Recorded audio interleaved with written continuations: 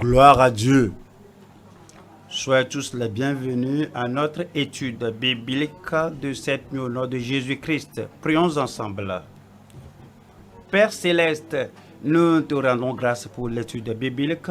Merci pour la révélation de ta personnalité dans la parole.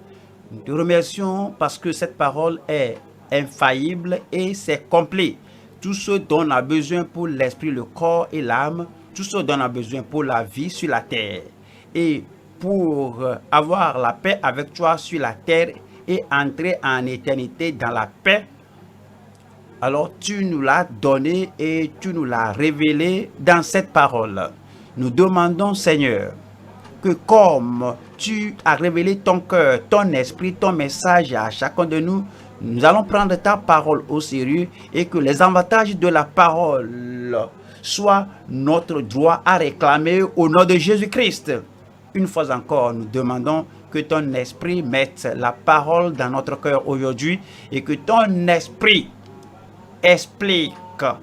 nous explique individuellement la parole afin de tirer profit de ta parole et que cela soit permanent. Nous te remercions parce que tu nous as exaucés. Au nom de Jésus, nous prions. Amen. Aujourd'hui, nous sommes à une session importante de la parole de Dieu. C'est en Marc 16. Nous allons voir les derniers 4 versets de l'Écriture, les derniers 4 versets de l'Évangile selon saint Marc. Ouvrez la Bible avec moi et nous allons voir Marc 16. Verset 17. Voici les miracles qui accompagneront ceux qui auront cru. En mon nom, ils chasseront les démons. Ils parleront de nouvelles langues. Verset 18 dit, ils saisiront des serpents et s'ils boivent quelques breuvages mortels, il ne leur fera point de mal. Ils imposeront les mains aux malades et les malades seront guéris. 19. Après le Seigneur, après leur avoir parlé, fut enlevé au ciel et il s'assit à la droite de Dieu. Verset 20 dit, et il s'en allait prêcher partout. Le Seigneur travaillait avec eux, confirmait la parole par les miracles qui l'accompagnaient. Amen. Comme nous voyons ces versets aujourd'hui, le sujet que nous avons devant nous, c'est les miracles surnaturels accompagnant les croyants jusqu'à la fin. Chaque parole est importante là-bas dans ce titre. Les miracles surnaturels. Voici les miracles qui accompagneront. Voyez, les miracles surnaturels accompagnant les croyants qui croient. Est-ce pour le premier siècle? Est-ce pour les premiers apôtres? Non. C'est jusqu'à la fin du monde. Jusqu'à la fin. Donc, comme vous voyez la parole aujourd'hui, comme on étudie la parole aujourd'hui, vous allez vouloir trouver quels sont les miracles surnaturels qui doivent vous accompagner en tant que croyant jusqu'en ce temps-ci, jusqu'à la fin de votre vie et jusqu'à la fin de cet âge, jusqu'à la fin de cette dispensation. Alors, c'est jusqu'à ce que Christ revienne pour les saints. Les miracles surnaturels accompagnant les croyants jusqu'à la fin. Nous allons voir 3 points message. 3 points ici dans le message. Numéro 1, c'est la source spectaculaire de foi pour les croyants fermes. Numéro 2, nous avons les produits, les miracles surnaturels accompagnant les croyants qui servent. Et 3, le soutien souverain pour la fidélité dans les croyants altruistes. Premier point, nous avons la source spectaculaire de foi pour les croyants fermes. Nous allons à Marc 16, verset 17. Voici les miracles qui accompagneront ceux qui auront cru. En mon nom, ils chasseront des démons. En mon nom, ils parleront de nouvelles langues. Tout ce que nous faisons maintenant dans le ministère, tout ce que nous faisons dans le service du Seigneur, comme les miracles sont attendus de nous suivre. Nous sommes croyants, alors les croyants accompagnent, les miracles accompagnent ceux qui croient. Et c'est dit au nom du Seigneur, en mon nom, En mon nom, ils chasseront des démons, les démons. En mon nom, ils parleront de nouvelles langues. En mon nom, ils prêcheront. En mon nom, ils vont se comporter. En mon nom, ils feront. En mon nom, ils accompliront tout ce que je leur avais donné à accomplir. Nous voyons ici la puissance de son nom. 2, on voit les possibilités en son nom. Et 3, nous voyons notre privilège sous son nom. Parce que c'est dit que tous ces miracles surnaturels nous accompagneront à cause de son nom. Cela veut dire donc que la source spectaculaire de notre foi en tout ce que nous faisons, c'est le nom du Seigneur. Numéro 1, la puissance de son nom. Au fait, comme on voit Jean 1, verset 12, Jean 1, 12. Mais à tous ceux qui l'ont reçu, à ceux qui croient en son nom, elle a donné le pouvoir de devenir enfants de Dieu. Ça, c'est le premier pas que nous faisons. Nous venons au Seigneur, nous abandonnons nos péchés et nous repentons de nos péchés, nous rejetons nos péchés, nous recevons Jésus comme notre Seigneur et Sauveur personnel, comme notre substitut. Et c'est dit à tous ceux qui l'ont reçu, à tous ceux qui ont reçu le Sauveur, à tous ceux qui l'ont reçu, vous, moi, sans exception, tous ceux qui croient au Seigneur, c'est dit que et elle a donné le pouvoir de devenir enfant de Dieu. Enfant de Dieu. À ceux qui croient en son nom, elle a donné le pouvoir. Si vous avez cru en son nom, voici la puissance de la filiation. Vous devenez enfant de Dieu. La nature de Dieu, de Christ, vous est donnée. Actes chapitre 8, verset 12. Mais quand il eut cru à Philippe qui leur annonçait la bonne nouvelle du royaume de Dieu et du nom de Jésus-Christ, c'est ce que Philippe a prêché. Jésus-Christ, le Sauveur, la seule voie, le seul chemin, la seule source du salut, Jésus-Christ. Et puis c'est dit que hommes et femmes se firent baptiser. C'est votre privilège que vous pouvez croire au nom du Seigneur Jésus-Christ, qu'il est mort pour vous. Il est enseveli et vos péchés sont ensevelis avec lui et il est ressuscité triomphalement et à cause de cela, vous pouvez être justifié, vous pouvez être sauvé ayant le salut total. Et voyons, 1 Corinthiens 6, verset 1. Maintenant, puisque vous avez cru au Seigneur Jésus, voyons ce qui s'est passé. Et c'est là ce que vous étiez. Cela parle des péchés passés. Maintenant, quelques-uns de vous, mais vous avez été lavés, mais vous avez été sanctifiés, mais vous avez été justifiés au nom du Seigneur Jésus-Christ et par l'Esprit de notre Dieu. Au nom du Seigneur Jésus-Christ, vos péchés sont purifiés, vos péchés sont lavés, vous êtes justifiés devant Dieu et vous êtes rachetés par le sang de l'agneau. Même il nous sanctifie et il sanctifie notre cœur, il rend notre cœur saint parce que nous croyons au nom du Seigneur Jésus-Christ. Et maintenant, comme nous sommes maintenant dans le royaume, au travers du nom de Jésus-Christ, alors comment sommes-nous gardés dans le royaume? Quelles sont les possibilités que nous avons au nom du Seigneur Jésus-Christ? Alors, revenons maintenant à Marc 16, verset 17. Nous voyons maintenant les possibilités en son nom. Les possibilités en son nom. Marc 16, verset 17. Voici les miracles qui accompagneront ceux qui auront cru. Et si vous êtes croyants, et voici les miracles qui vous accompagneront parce que vous croyez. Si vous êtes prédicateur qui croit, quand vous prêchez, voici les miracles qui accompagneront les prédicateurs qui croient. Si vous êtes un enfant de Dieu et qui prie, alors voici les miracles qui accompagneront ceux qui auront cru, ceux qui croient quand ils prient. En mon nom, ils chasseront les démons. Et il a listé un nombre de choses qui se produiront quand vous croyez au Seigneur Jésus-Christ. Au fait, quand nous parlons des possibilités au nom de Jésus-Christ, il y en a beaucoup de choses ici.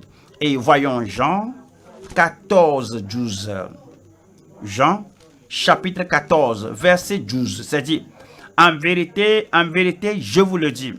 Voici le Seigneur Jésus-Christ qui parle ici et nous donne la confiance, et nous donne la foi et nous donne la confiance au nom qui ne peut jamais échouer. En vérité, assurément, je vous le dis, celui qui croit en moi, tout ce qu'il vous faut faire, c'est de croire en lui. Vous savez que tout est possible avec lui, tout est possible en son nom. Et parce que, à cause de cela, celui qui croit en moi fera aussi les œuvres que je fais.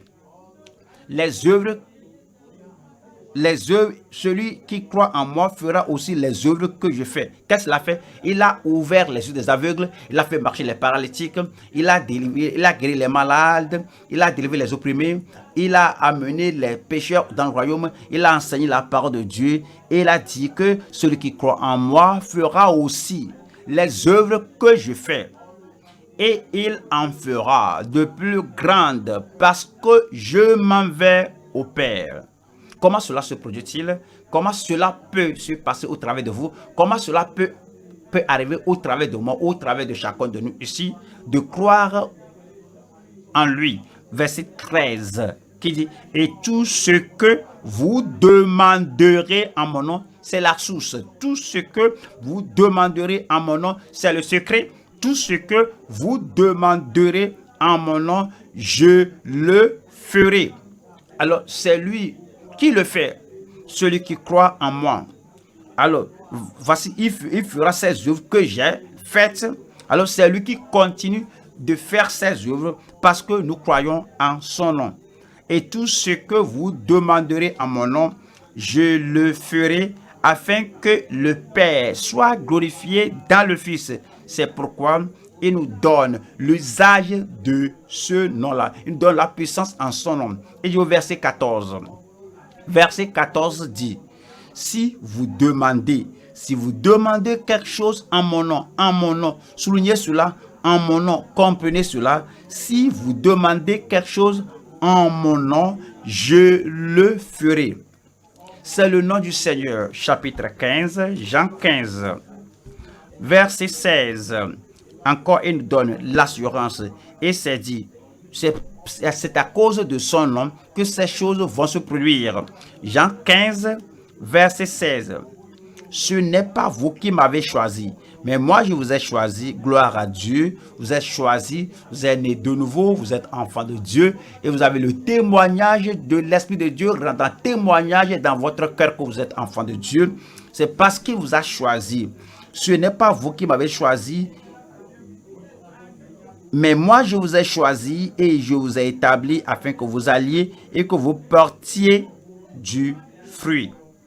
Et que votre fruit demeure, afin que ce que, voici la promesse encore, afin que ce que vous demanderez au Père en mon nom, il vous le donne. Il vous le donne. Donc, le nom du Seigneur Jésus-Christ en prière, c'est au travers du nom du Seigneur Jésus-Christ dans la prédication. Recevoir du Seigneur, c'est au nom de Jésus-Christ. Alors, tous les miracles qui nous accompagnent, c'est au travers du nom de Jésus. Tout ce que vous demanderez au Père en mon nom, il vous le donne.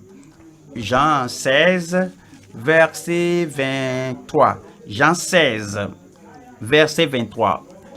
En ce jour-là, vous ne m'interrogerez plus sur rien, qu'on ne le demande pas directement, on demande au Père, mais son nom se présente comme on demande au Père. Le Père veut savoir quelle autorité avez-vous, quel est le droit que vous avez, alors quel est le fondement de votre demande. C'est pourquoi Jésus a bien expliqué cela et dit qu'en ce jour-là, de quel jour s'agit-il? Le jour où il ne sera pas physique avec nous. C'est comme ce jour, c'est comme cette période, c'est comme cette heure, c'est ce temps-ci. En ce jour-là, vous ne m'interrogerez plus sur rien. En vérité, je vous le dis.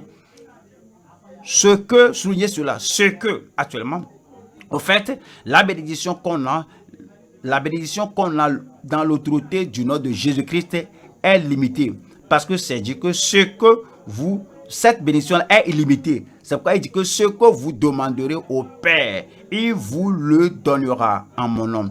Dieu exaucera nos prières, comme nous le demandons au nom de notre substitut, comme nous le demandons au nom de notre Sauveur, comme nous le demandons au nom de son Fils unique. Il ne peut jamais dire non à lui.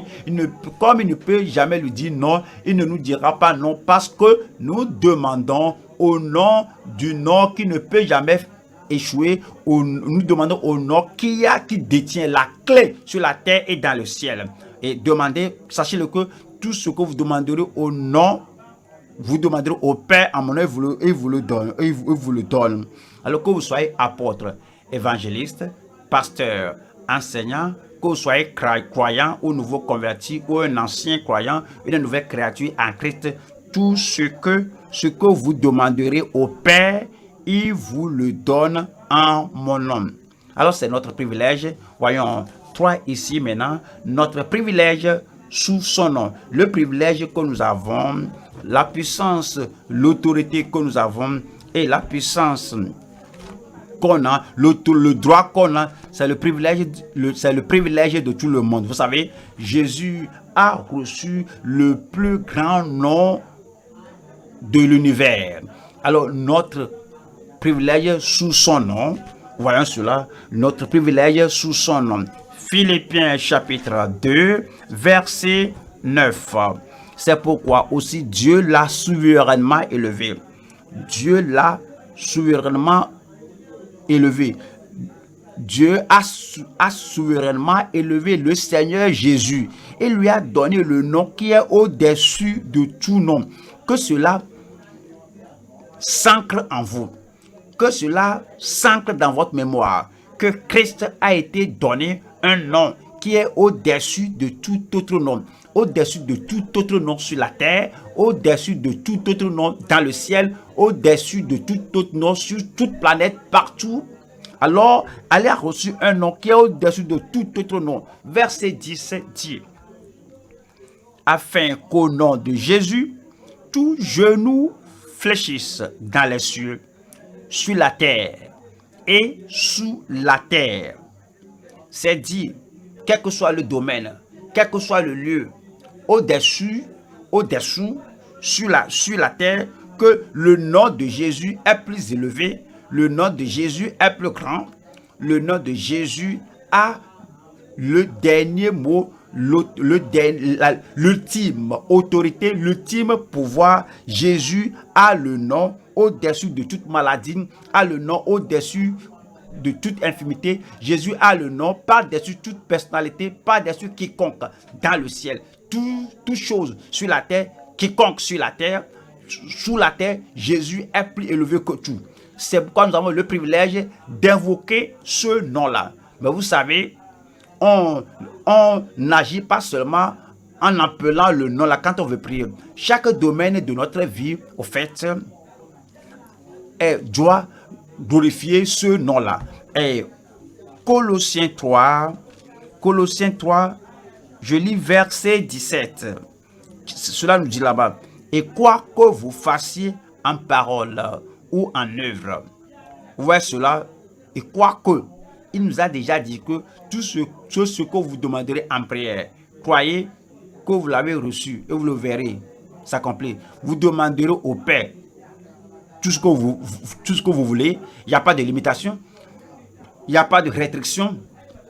Il n'y a pas de niveau que vous ne pouvez pas dépasser ici.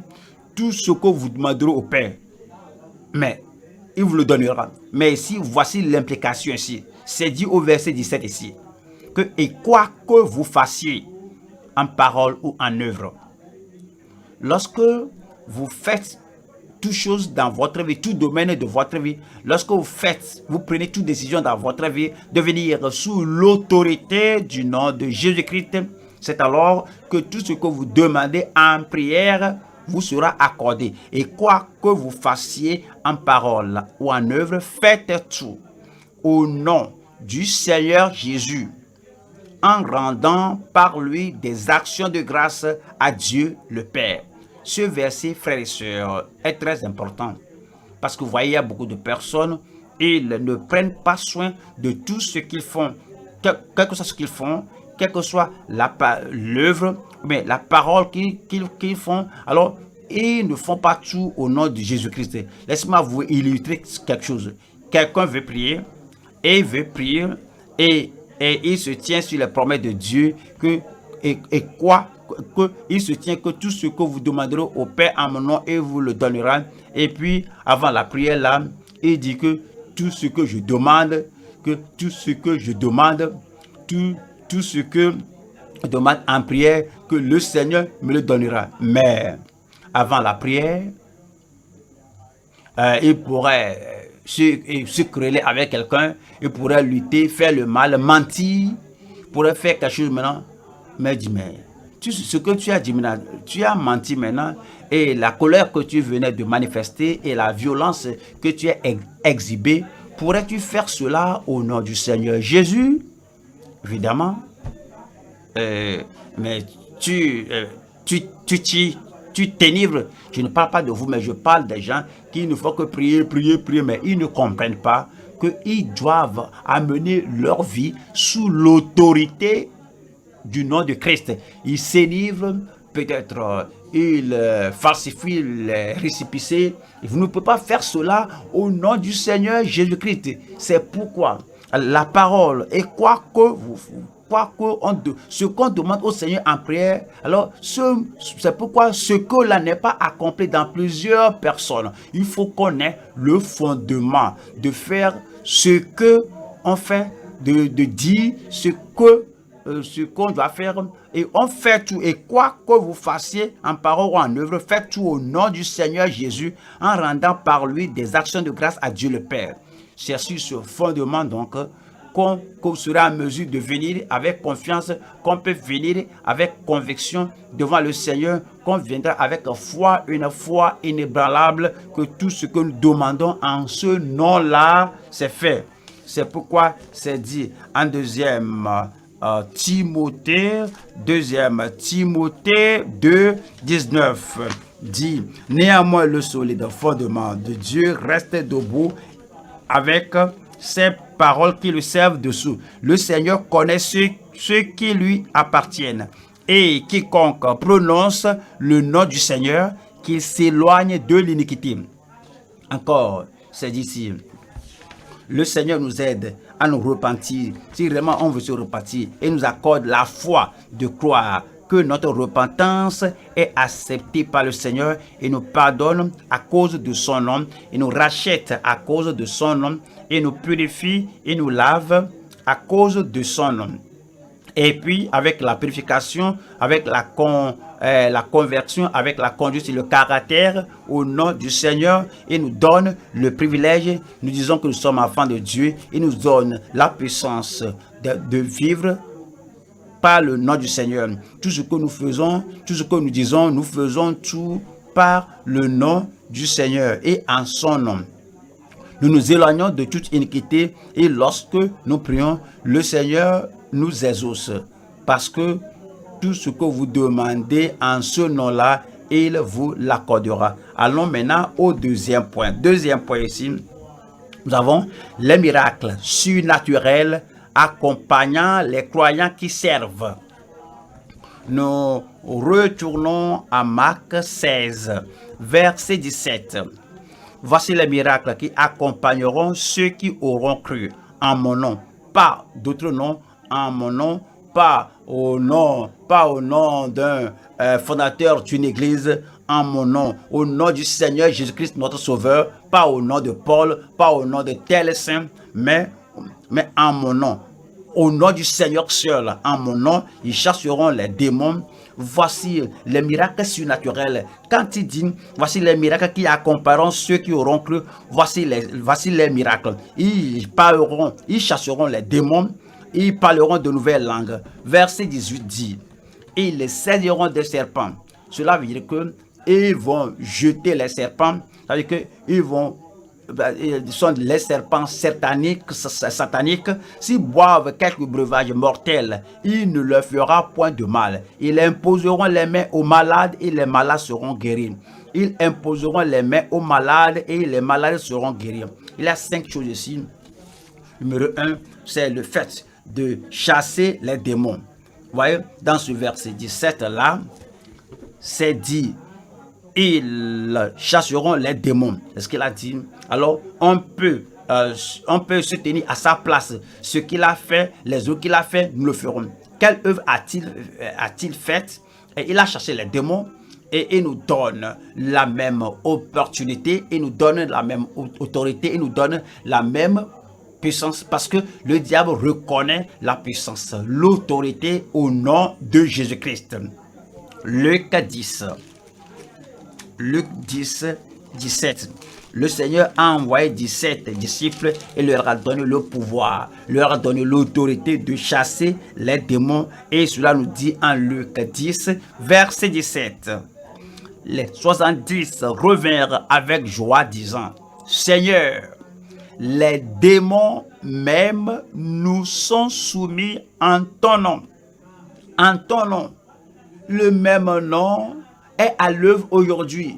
S'il y a une oppression démoniaque, s'il y a une infiltration démoniaque, s'il y a une possession démoniaque, s'il y a quelque chose, une opération démoniaque, vous pouvez venir au nom du Seigneur Jésus-Christ. Vous pouvez venir avec l'onction qui va avec le nom de Jésus. C'est ça, c'est ce qu'ils ont fait. Et c'est dit que les démons même nous sont soumis en ton nom.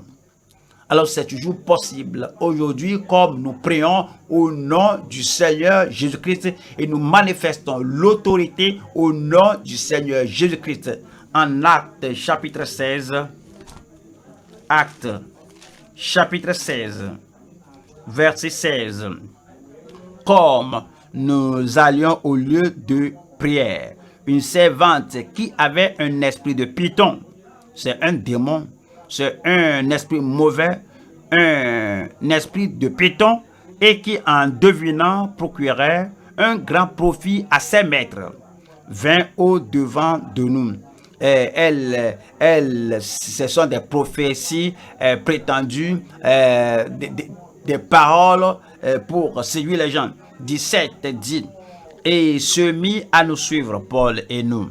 Elle criait, ces hommes sont les serviteurs de Dieu très haut et ils vous annoncent la voie du salut. Regardez la puissance au nom de Jésus-Christ maintenant pour chasser les démons. Verset 18. 18 dit, elle fit cela pendant plusieurs jours. Paul, fatigué, pas épuisé, pas énervé. C'est pas que le diable veut faire que quelqu'un les suive et mélanger le message de Christ avec le message du diable et voulant rassembler des gens au travers d'un démon. Donc Paul, fatigué, se retourna et dit à l'esprit et non à la demoiselle et non à la servante, vous n'êtes pas content de quelqu'un, vous n'êtes pas fâché contre quelqu'un, vous n'êtes pas énervé, vous ne faites pas du mal à quelqu'un.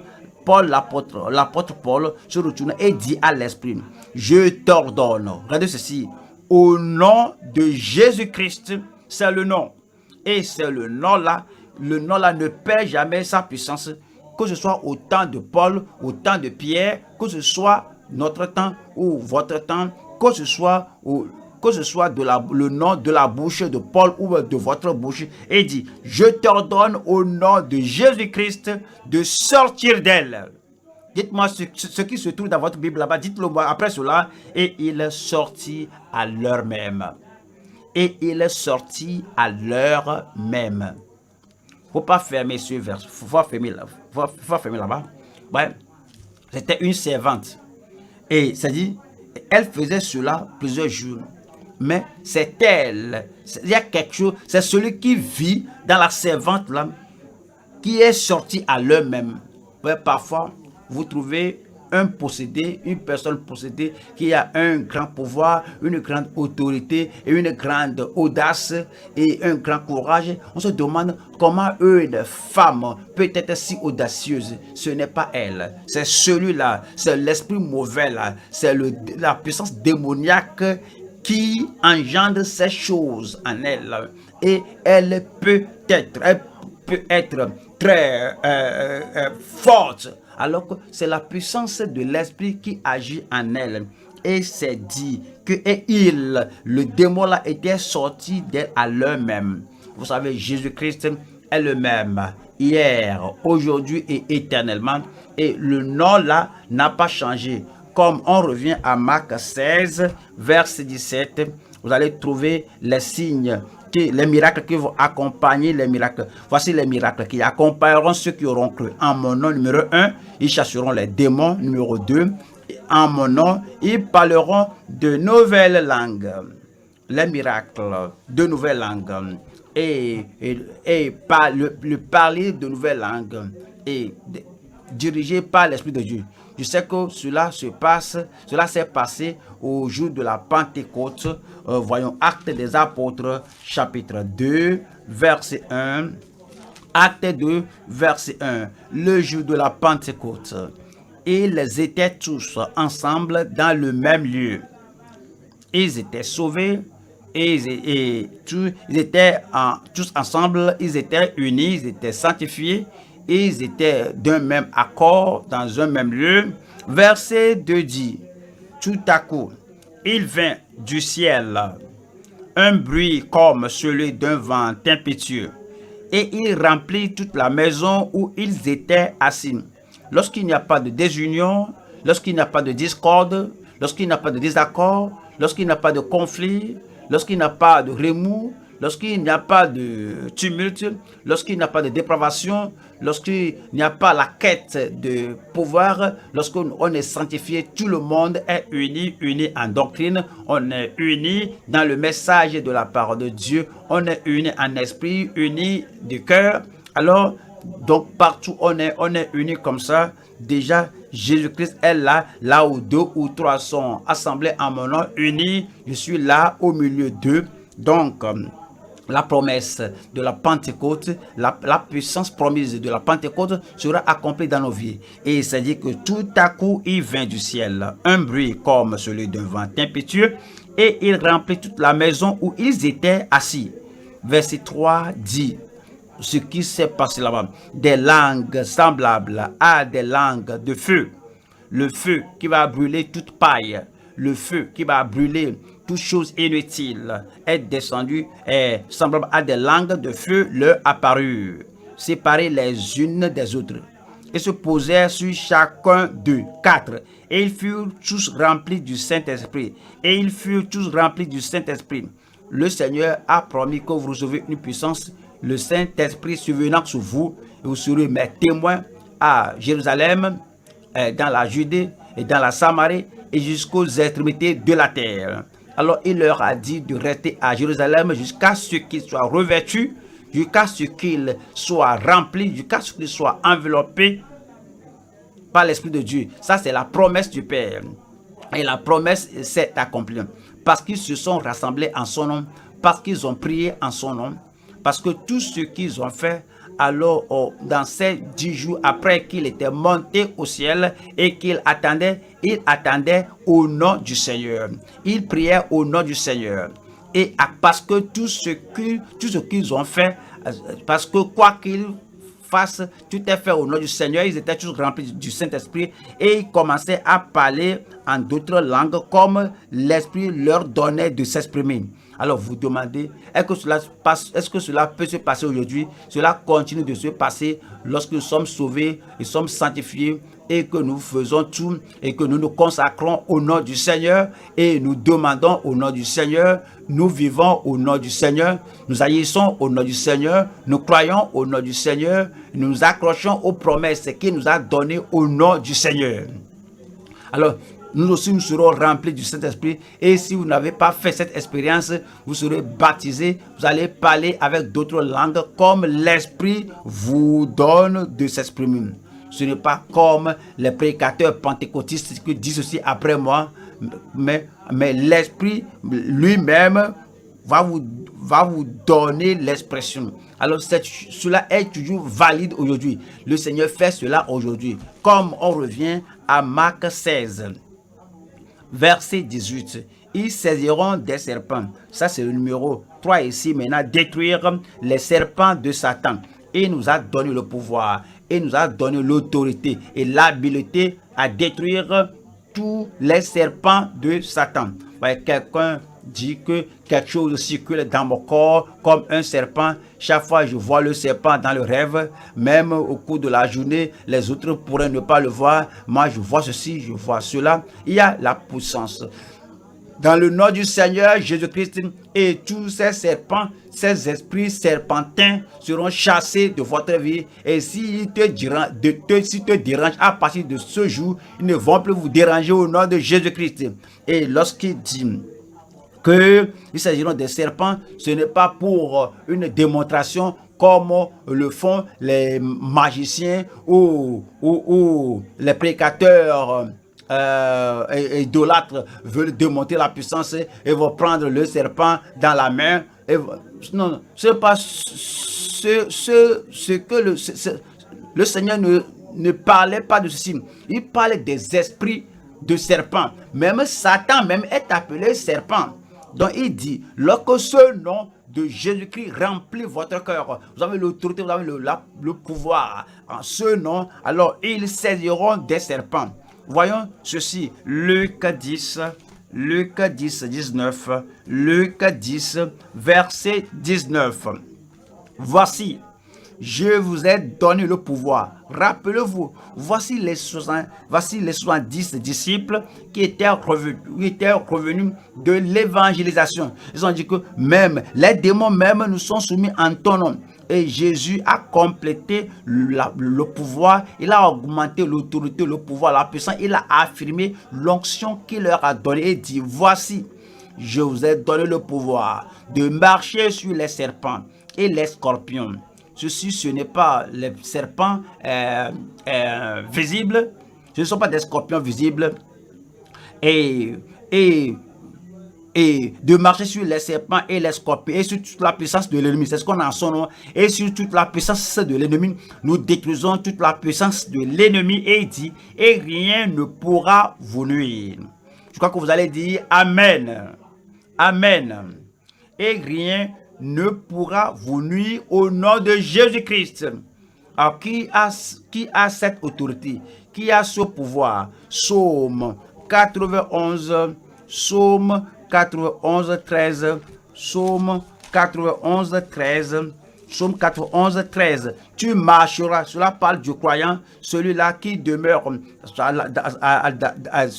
qui demeure sous l'abri du Très-Haut, celui-là qui repose à l'ombre du Tout-Puissant. Et dit, tu marcheras sur le lion et sur l'aspic, tu fouleras le lionceau et le dragon. Alors c'est la promesse qu'il nous a donnée. Alors vous vivez par son nom, vous œuvrez par son nom, vous faites tout en son nom, vous chantez en son nom, vous priez en son nom et vous vous comportez en son nom et sous l'autorité du nom de Jésus-Christ, et vous êtes sous l'égide, vous êtes sous la protection du nom de Jésus-Christ. Il vous donne l'assurance, les dragons, les lions, les serpents, quel que soit le nom, vous allez les fouler à pied, au pied, vous serez victorieux, ils ne vont pas vous fouler au nom de Jésus-Christ. Détruire les serpents de Satan. On retourne à Marc 16. Voyons le verset 18. Il nous donne l'assurance là-bas, une protection totale. Une protection totale d'une substance nuisible. Une substance ou bien un article qui est nuisible que vous avez pris par inadvertance. Voici la protection qu'il nous a donnée. Il dit qu'ils s'agiront des serpents, on a déjà dit ça, s'ils boivent quelques breuvages mortels. S'ils boivent quelques breuvages mortels, il ne leur fera point de mal. Comprenez ce verset-là. Ceci, ce n'est pas pour tenter le Seigneur. Il n'a pas dit que quand ils boivent quelques breuvages mortels, ce n'est pas que vous allez dire que mon ami, viens ici. J'ai le pouvoir maintenant, j'ai le nom de Jésus maintenant, et viens voir. Viens voir, je vais boire du poison maintenant et cela ne me fera rien, cela ne me fera pas du mal. Ça, c'est l'orgueil, ça, c'est tenter le Seigneur. Ceux qui font cela, ils vont faire face à la conséquence de tenter le Seigneur. Ils vont mourir comme ça et alors cela est compté pour un suicide. Et la personne ira à l'éternité de ceux qui se sont suicidés et sera séparée de Dieu pour toujours. Voyons, s'ils boivent quelques breuvages mortels, alors ça parle de quelque chose qui s'est passé accidentellement. C'est par hasard. Et il a bu ce qu'il ne doit pas boire, il ne savait pas. Mais parce que vous croyez au nom de Jésus-Christ, parce que chaque fois vous haïssez au nom du Seigneur, alors vous n'agissez pas avec présomption ni avec orgueil, vous n'agissez pas contrairement à la loi de Dieu. Et vous ne dites pas que Seigneur, je veux boire cette chose mauvaise, et vous n'envoyez pas Dieu comme un messager que vous allez faire ce qui est mauvais et Dieu va vous supporter. Non, non. Ceci est arrivé par hasard. Mais cela ne vous fera pas du mal. Cela ne va pas vous tuer. Mais vous allez toujours vivre jusqu'à la fin de votre vie. Et votre vie sera préservée aussi bien que prolongée au nom de Jésus-Christ. Numéro 1, déjà, on a appris ici que nous chassons les démons. 2, on a appris que nous parlons de nouvelles langues.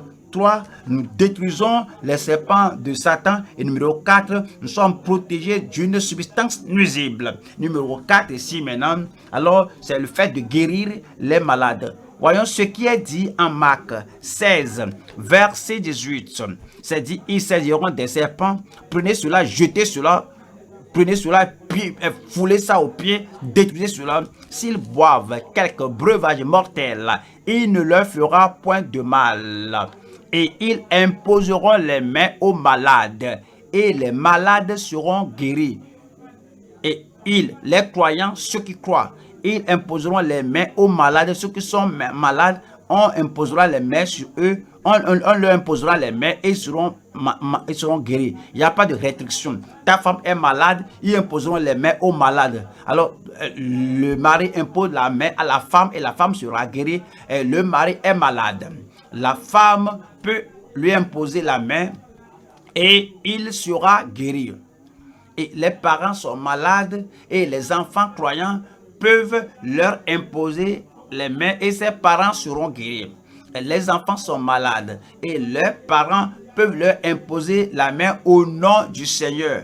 À la maison, à l'église, partout. C'est dit que les malades seront guéris. Ou le croyant peut imposer la main à une autre personne, une personne malade, un croyant, une personne malade qui n'est pas croyant. Voici la promesse de Dieu qui ne peut pas faillir. Et voici les miracles qui accompagneront ceux qui auront cru. En mon nom, ils imposeront les mains aux malades. En mon nom, ils imposeront les mains aux malades et les malades seront guéris. Voici la puissance qu'il a donnée à tous les croyants, l'autorité qu'il a donnée à tous les croyants.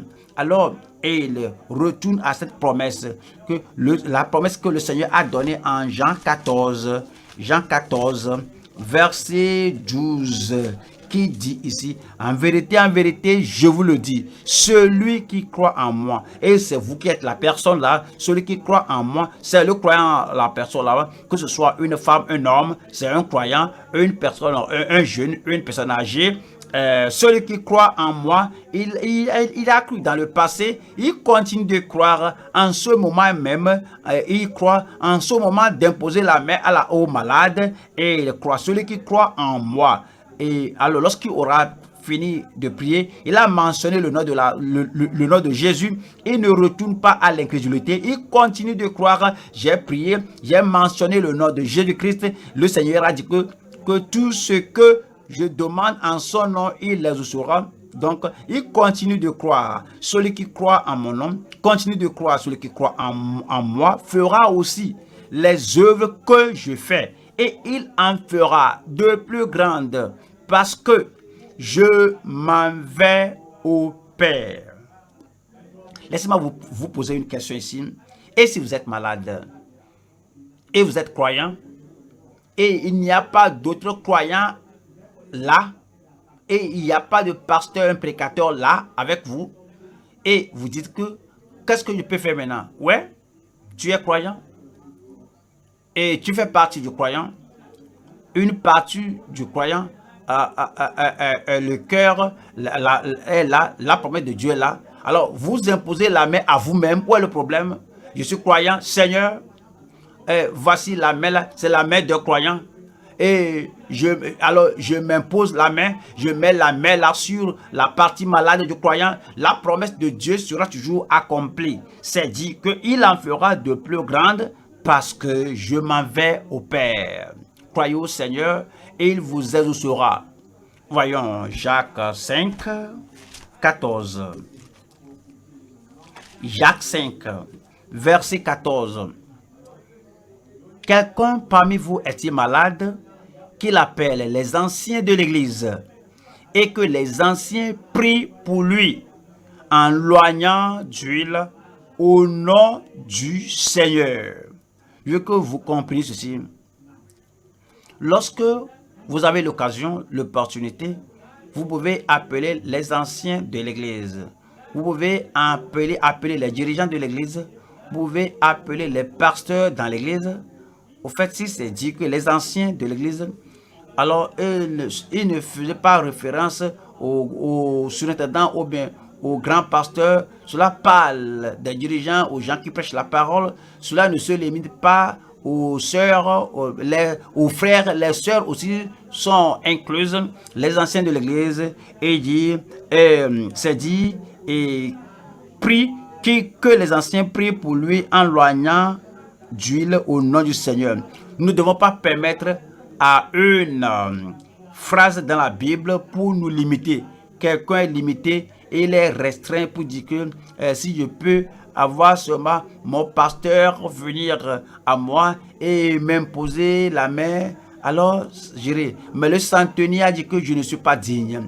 Que toi, Christ, que tu viennes sous mon toit. Dis seulement un mot et mon serviteur sera guéri. Oui, l'ancien peut déclarer la parole. Lorsqu'il déclare la parole, le serviteur du centenier n'est pas là, mais la parole de Dieu s'accomplira.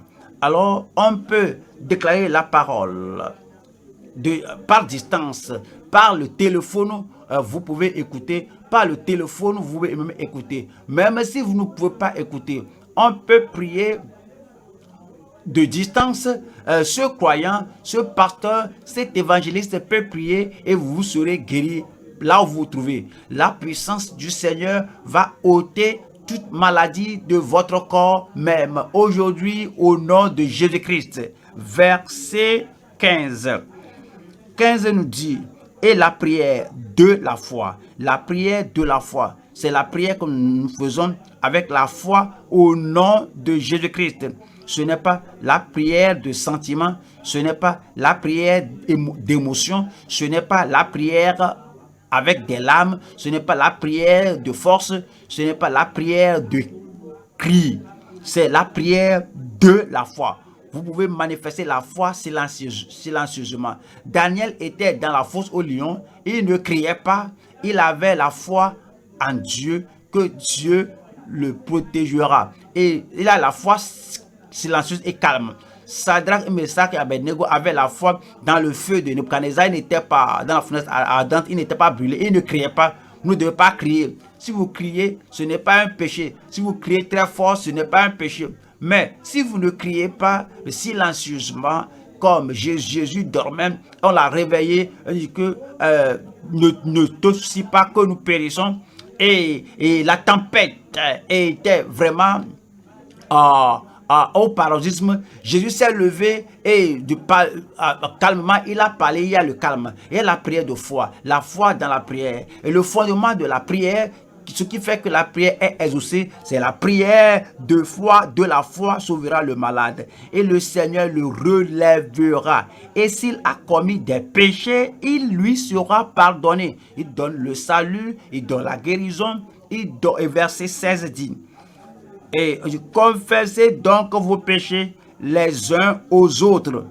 Et ce que cela dit, c'est que lorsque vous êtes malade et vous êtes celui-ci a prié pour vous, quelqu'un d'autre a prié pour vous, si la guérison n'est pas venue, si vous avez la conviction que peut-être la prière n'est pas exaucée, que si j'ai conçu l'iniquité dans mon cœur, le Seigneur, si j'avais conçu l'iniquité dans mon cœur, le Seigneur ne m'aurait pas exaucé. Si vous vous rappelez quelque chose, vous devez confesser à celui-là qui est blessé. Lorsque vous confessez vos péchés les uns aux autres et priez les uns pour les autres afin que vous soyez guéris. La prière fervente du juste a une grande efficacité. Avant que je ne quitte ce verset, alors nous tous, nous devons prier pour les gens, mais nous devons prier l'un pour l'autre. Nous devons chercher la face de Dieu, intercéder l'un pour l'autre. Tout le monde doit prier. Mais il y a des gens qui prient en particulier pour les gens. Et ils prient à tout moment. Et quand les gens ont des défis, on les appelle. Ils sont appelés pasteurs, ils sont appelés dirigeants, ils sont appelés anciens, ils sont appelés ouvriers. Nous devons tout faire que nous-mêmes, nous sommes justes à tout moment. On ne peut pas mener une vie d'imprudence. On mène une vie juste pour aller au ciel. On mène une vie de justice afin que notre prière soit exaucée. Si on vit imprudemment, et que les gens nous regardent et on prie pour eux et on ne mène pas une vie de justice, alors on peut amener, on peut envenimer la souffrance des gens, ou même occasionner la prière des gens, ou occasionner la mort des gens, parce que Dieu n'exaucera pas la prière si on ne fait pas tout selon le nom du Seigneur. Mais le Seigneur nous a purifiés et on continue de mener une vie constante, pieuse. Et c'est dit que la prière c'est dit que la prière fervente du juste a une grande efficacité. Et nous allons au troisième point maintenant, qui est le soutien souverain pour la fidélité dans les croyants altruistes. Marc 16, verset 19. Le Seigneur, après leur avoir parlé, fut enlevé au ciel et il s'assit à la droite de Dieu. Verset 20. Et ils s'en allèrent prêcher partout. Le Seigneur travaillait avec eux et confirmait la parole par les miracles qui l'accompagnaient, et nous disons Amen, qu'il en soit ainsi et c'est ainsi qu'il a été, et il en sera ainsi dans notre ministère au nom de Jésus-Christ. Nous allons voir trois choses ici. Et le souverain vainqueur qui est digne. Verset 19. Le Seigneur, après leur avoir parlé, fut enlevé au ciel et il s'assit à la droite de Dieu. Il s'assit à la droite de Dieu. Et Hébreu nous dit, Hébreu 1:3. Et la place d'autorité, la place de souveraineté, la place de l'omnipotence, la place de l'onction et de la puissance où le Seigneur est maintenant, c'est-à-dire, et qui étant le reflet de sa gloire et l'empreinte de sa personne et soutenant toutes choses par sa parole puissante. Et cela parle de Christ, cela décrit Christ. Et maintenant, il soutient tout dans l'univers, il soutient toutes choses dans l'univers, il soutient tout dans le monde, il soutient toutes choses dans l'église, il soutient tout. Il soutient toutes choses dans votre vie personnelle. Il soutient toutes choses par sa parole puissante, a fait la purification des péchés et s'est assis à la droite de la majesté divine dans les lieux très hauts. Ça, c'est le lieu. C'est le lieu de puissance où Christ est maintenant assis et il a l'autorité, il a toute l'omnipotence. Éphésiens chapitre 1, verset 20. Il a déployé en Christ, en le ressuscitant des morts et en le faisant asseoir à sa droite dans les lieux célestes.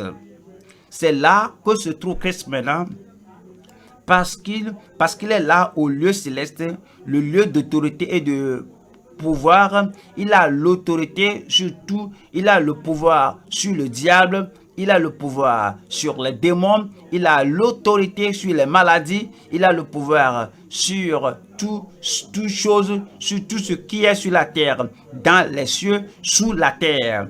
Et c'est dit qu'il est maintenant assis en le faisant asseoir à sa droite dans les lieux célestes.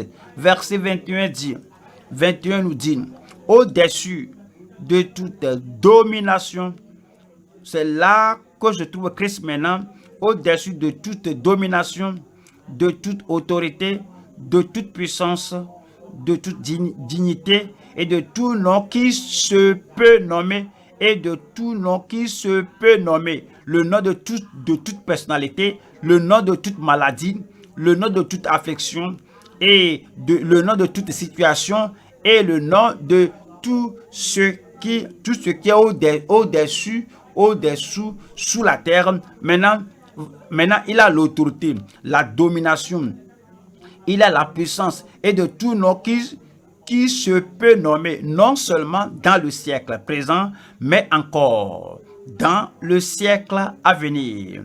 Et nous sommes sûrs, au verset 22, il a tout mis sous ses pieds.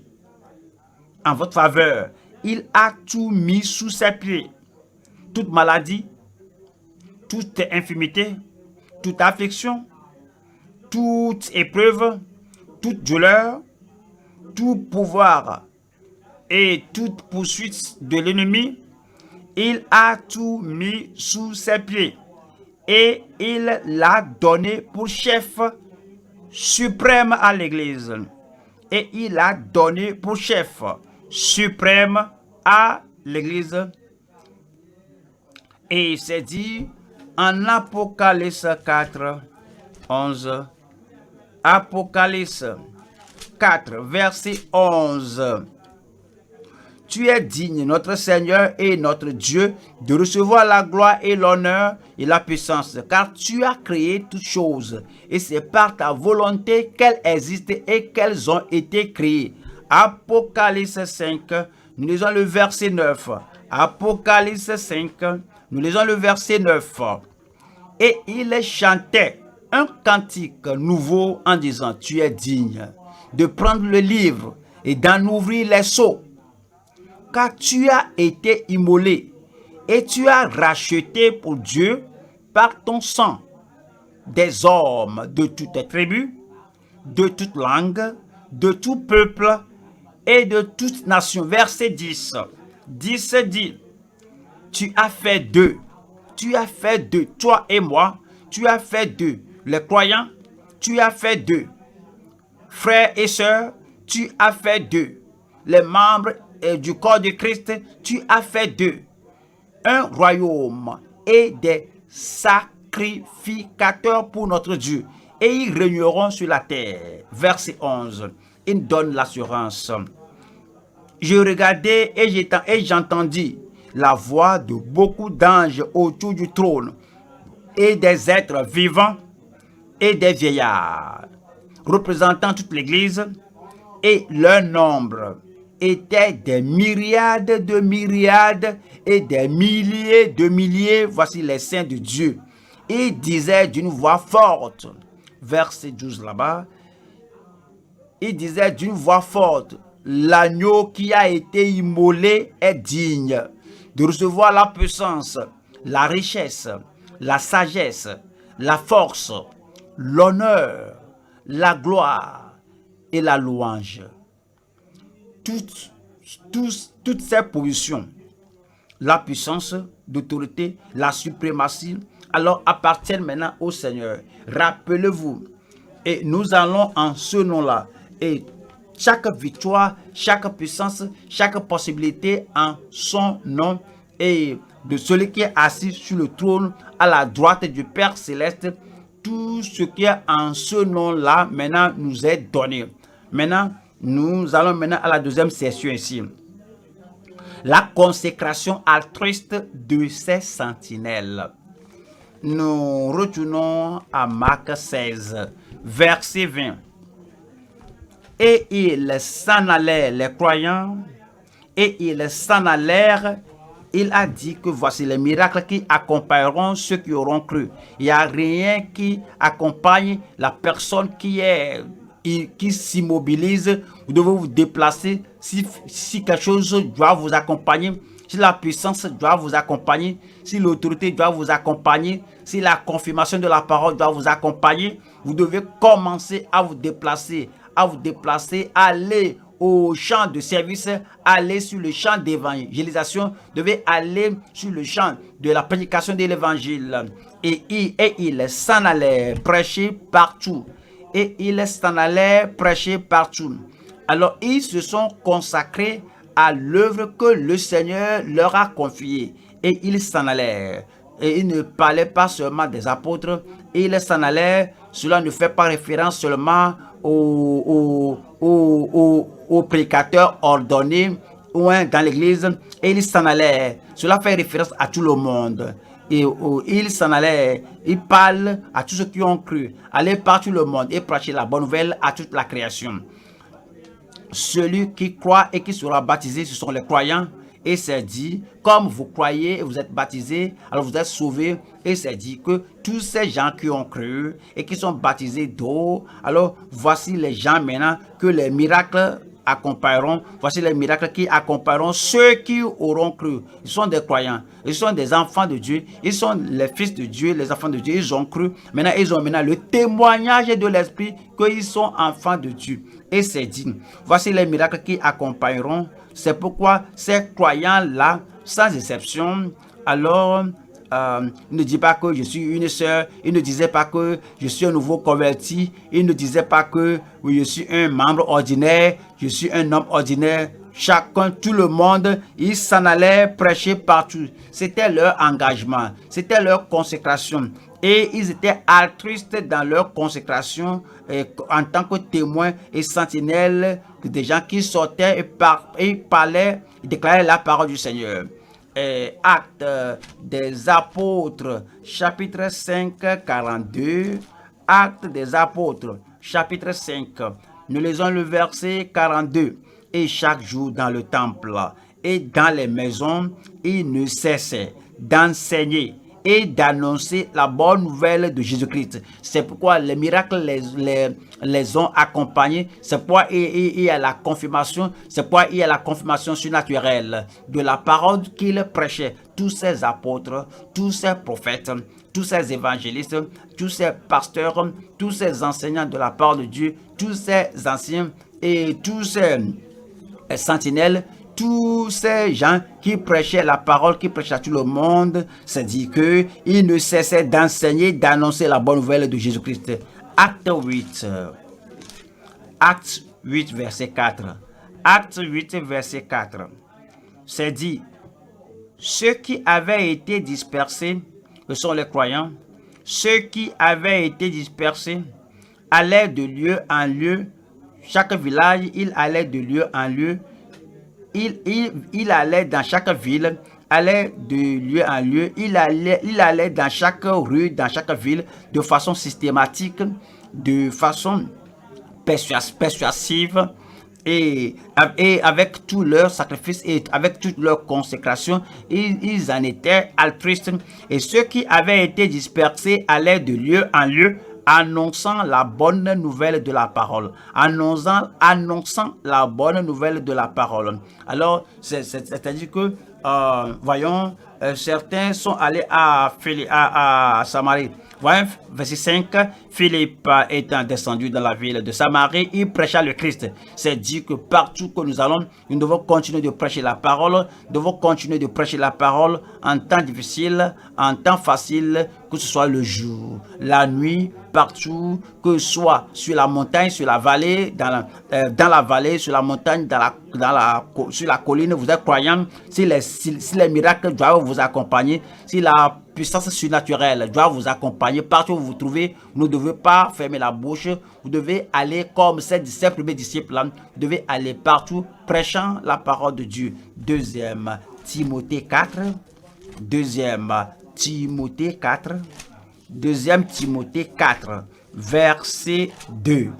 Prêche la parole, c'est un impératif, un commandement, la commission à tous ceux qui invoquent le nom de Christ, que vous dites que vous êtes à Christ, que vous avez l'autorité, la puissance, vous avez l'onction de ce nom-là. Prêche la parole.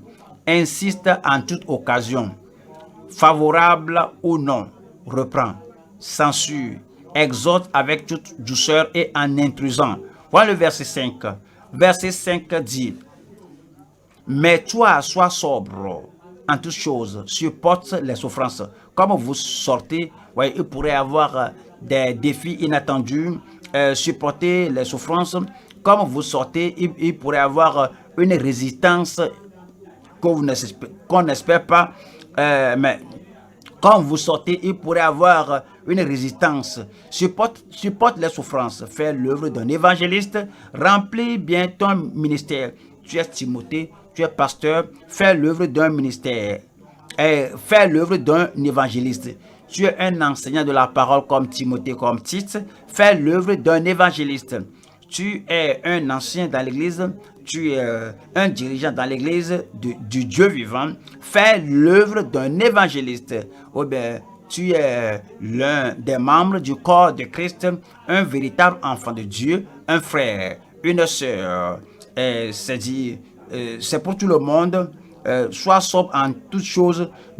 Sois sobre en toutes choses. Le Seigneur veut que tout le monde soit sobre, supporte les souffrances. Celui qui persévérera jusqu'à la fin sera sauvé. C'est pour tout le monde. Fais l'œuvre d'un évangéliste. Alors, l'œuvre d'un gagneur d'âme, l'œuvre d'un témoin pour le Seigneur. Il veut que tous les membres du corps de Christ soient témoins pour le Seigneur. Soyez un témoin, soyez un gagneur d'âme, fais l'œuvre d'un évangéliste, remplis bien ton ministère. Qu'est-ce qui va se passer si nous faisons tout ce que le Seigneur nous a appelé à faire? Alors il va confirmer la parole, même de votre bouche, il va confirmer la parole. Dans votre ministère, il va confirmer la parole. Revenons maintenant à Marc 16. Voilà le verset 20. Marc 16. Verset 20, et ils s'en allèrent prêcher partout. Le Seigneur travaillait avec eux. C'est la promesse qu'il a donnée. Je ne te délaisserai pas, je ne t'abandonnerai pas. Le Seigneur travaillait avec eux. Nous sommes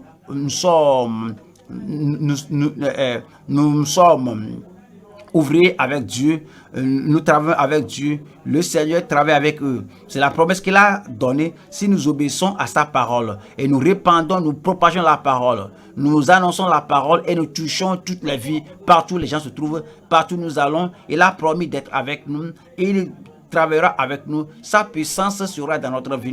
Sa puissance nous sera disponible. Le Seigneur travaillait avec eux et confirmait la parole par les miracles qui l'accompagnaient. Et c'est la confirmation surnaturelle de la parole. Et confirmer la parole par les miracles qui l'accompagnent. Ouais, si la parole sera confirmée, ça peut être la même parole de la bouche d'un jeune.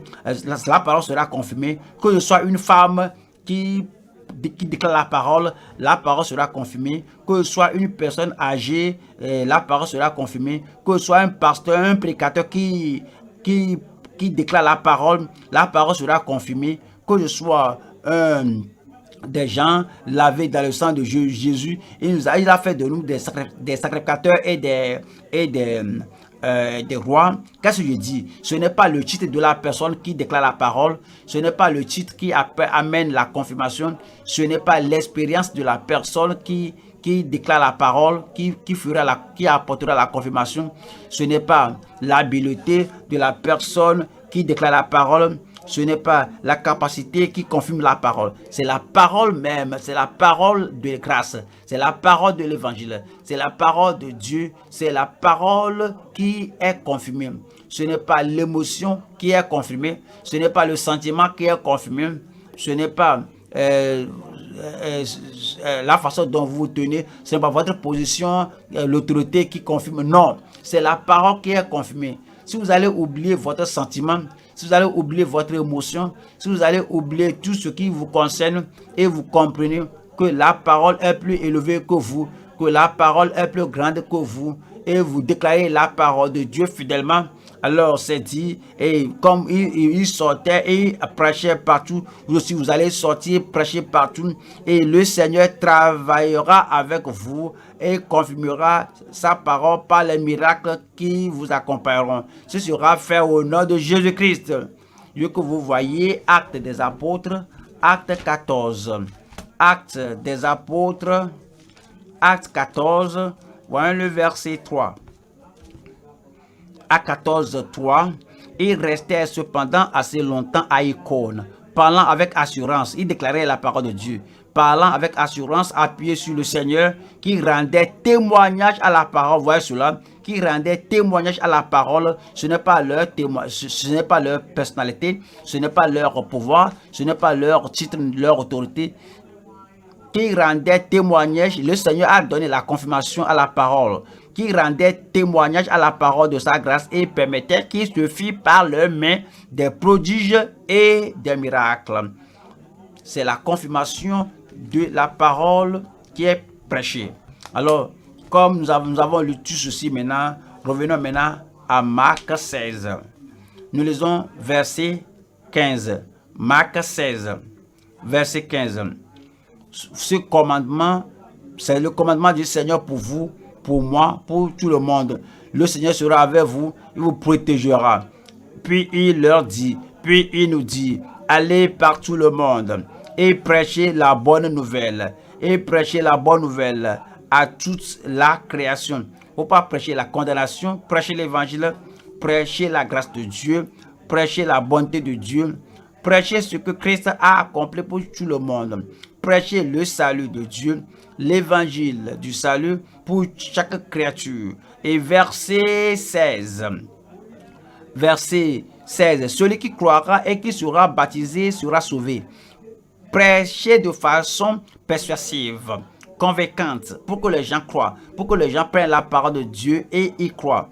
Et celui qui croit et qui sera baptisé sera sauvé. Mais celui qui ne croira pas sera condamné. 17.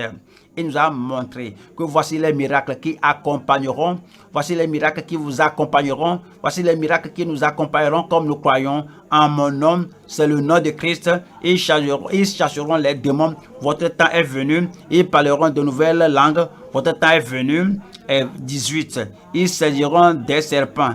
Et s'ils boivent quelques breuvages mortels, il ne leur fera point de mal. Votre vie sera préservée, votre vie sera protégée. Ils imposeront les mains aux malades, et les malades seront guéris. Verset 19. Le Seigneur, après leur avoir parlé, fut enlevé au ciel, et il s'assit à la droite de Dieu, intercédant pour vous maintenant. Et il s'assit à la droite de Dieu pour confirmer sa parole qu'il avait déclarée lorsqu'il était sur terre. Et il s'assit à la droite de Dieu pour affirmer, pour confirmer l'autorité de la parole dans la bouche de chaque croyant. Et verset 20 dit, et il s'en allait prêcher partout. Et nous allons nous en aller prêcher partout. Et il ne faut pas vous enfermer dans un coin là-bas de votre maison et que je crée, il n'y a rien à craindre. Et ils s'en allaient prêcher partout. Le Seigneur travaillait avec eux. C'est ce que le Seigneur fera au travers de chacun de nous. Il le fera au travers de vous. Le Seigneur travaillait avec eux dans votre famille. Le Seigneur travaillait avec eux dans votre quartier. Le Seigneur travaillait avec eux sur le champ d'évangélisation. Le Seigneur travaillait avec eux dans l'église locale. Le Seigneur travaillait avec eux.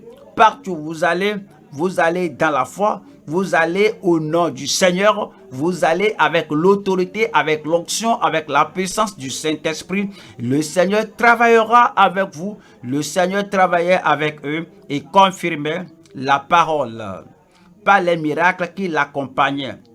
Le Seigneur vous accompagne et le Seigneur va avec vous. Et chaque parole que vous déclarez, chaque parole que vous déclarez contre le diable, contre les démons, contre les maladies, et vous déclarez cette parole avec l'autorité, avec la confiance que vous avez au nom de notre Sauveur, au nom de notre Seigneur. Le Seigneur confirmera cette parole par les miracles qui vous accompagneront. Les miracles vont m'accompagner. Je dis, les miracles vont m'accompagner. Les miracles vont vous accompagner au nom de Jésus-Christ. Soyez un croyant qui porte les miracles. Les montagnes vont se déplacer devant vous. Les difficultés vont fondre devant vous. Les défis vont quitter devant vous. Le Seigneur va affirmer sa parole dans votre bouche au nom de Jésus-Christ. Un bon amen. Un réel amen. Un amen confirmé et affirmé. Amen. Dans votre vie, dans votre ministère, dans notre église au nom de Jésus-Christ. Tournons-nous debout maintenant et parlons au Seigneur en prière. Parlons maintenant au Seigneur en prière. Il nous a donné beaucoup de choses aujourd'hui au sujet des miracles surnaturels qui accompagneront les croyants jusqu'à la fin. Jusqu'à la fin de votre vie, frères et sœurs. Jusqu'à la fin de cette dispensation. Jusqu'à la fin de cette période. Les miracles doivent accompagner les croyants. Les miracles doivent vous accompagner, vous-même en particulier. Alors, chaque fois, vous regardez les gens, mais regardez votre vie, la grâce de Dieu dans votre vie, le don de Dieu dans votre vie, et amenez la consécration qui va de pair avec votre appel, et amenez la sortie qui va avec la grâce de Dieu dans votre vie. Vous dites, Seigneur, je le ferai. Je ne serai pas seulement auditeur de la parole, je ne serai pas seulement auditeur de la parole, mais je serai un pratiquant de la parole. Et ce faisant, le Seigneur n'échouera pas dans votre vie. Il agira avec vous, il marchera avec vous, il travaillera avec vous. Christ est son nom. Le nom de Christ n'échouera pas dans votre vie. Le nom là sera disponible et va manifester l'autorité et la puissance dans votre vie. Comme vous sortez, vous prêchez l'évangile, vous avez des convertis, vous allez les suivre et vous allez les faire, ils deviendront disciples et vous allez contribuer au progrès de l'église. L'église va croître, il y aura la multiplication de l'église au nom de Jésus-Christ. Prions ensemble. Père Céleste, nous te remercions pour la parole que tu nous as déclarée, la parole que tu nous as enseignée. Nous te remercions à cause de ton nom que tu nous as donné. Et nous savons la puissance, le privilège que nous avons en ce nom. Nous connaissons les possibilités, les privilèges que nous avons en ce nom-là. Seigneur, nous savons que même en ce temps-ci, à cette heure, si ce nom-là ne peut pas échouer et n'échouera jamais. Et lorsque nous mentionnons le nom de Jésus, à la mention du nom de Jésus, tout genou fléchira. Nous prions, Seigneur, que tu nous accordes une foi réelle, inébranlable, non dans nos sentiments, une foi réelle, inébranlable, et non dans nos sentiments, une foi réelle, inébranlable, dans ce nom infaillible de Jésus à tout moment que nous prêchons, à tout moment que nous proclamons la parole, à tout moment que nous publions nous répandons, publions, prêchons la parole. Autant que nous intercédons, confirme la parole au nom de Jésus-Christ. La consécration que l'église primitive avait, et il savait qu'avec la consécration, il devait faire ta volonté, il devait prêcher la parole, et il allait partout et prêchait la parole. Et tu travaillais avec eux. Je prie que tu travailles avec chacun de nous en tant que croyants, qu'il travaille avec nous en tant que prédicateur, qu'il travaille avec nous en tant que témoin, en tant que sentinelle, qu'il travaille avec nous en tant que prédicateur, proclamateur de l'évangile au nom de Jésus-Christ.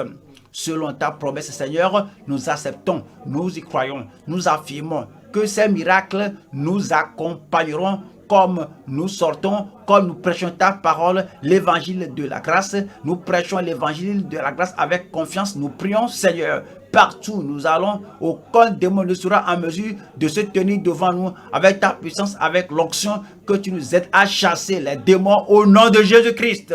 Seigneur, nous prions et nous allons parler de nouvelles langues de puissance, de parole d'autorité, pas parole de faiblesse ou d'échec. Nous allons parler de nouvelles langues de feu qui brûlent tout ce qui est de l'ennemi, toute paille de la chair, nouvelle langue va brûler, tout au nom de Jésus-Christ. Et Seigneur, tous les serpents de Satan, nous les prenons, nous les jetons, nous allons les fouler aux pieds. Ils ne vont pas circuler sur nous, ils ne vont pas vivre en nous. Mais Seigneur, tous ces esprits de serpents, nous aurons l'autorité sur eux. Nous allons les piétiner au nom de Jésus-Christ. Seigneur, préserve la vie de tes serviteurs qui sortent, qui prêchent la parole, comme on sort, comme on va dans les villages, dans les communautés, dans les villes, quel que soit ce que nous buvons. Seigneur, nous prions qu'aucune de ces choses que nous mangeons ou nous buvons n'ait un impact nuisible sur nous au nom de Jésus-Christ.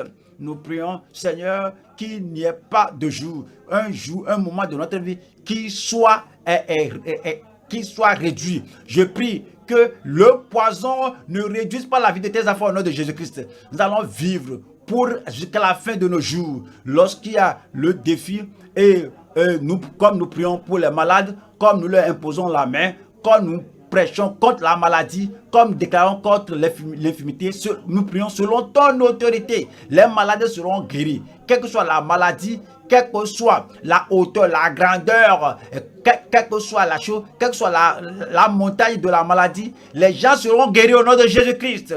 Même maintenant, je prie, comme nous croyons ta parole, comme nous tenons sur ta parole, toute maladie, je te commande, sors de là au nom de Jésus-Christ.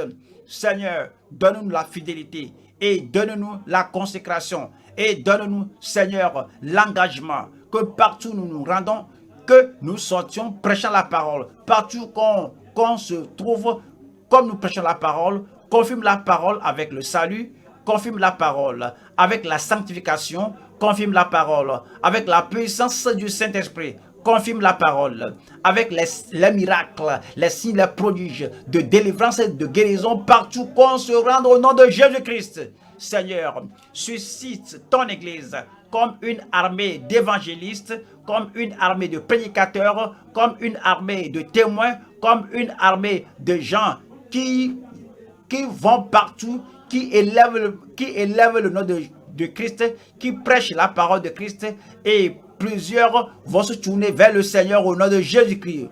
Seigneur, je prie que tu nous accordes plus d'assurance, que tu nous accordes plus de confirmation, qu'on ne soit pas auditeurs seulement de la parole, mais des pratiquants de la parole. Et les bénédictions qui accompagnent les pratiquants de la parole nous accompagnent et rends-nous fidèles.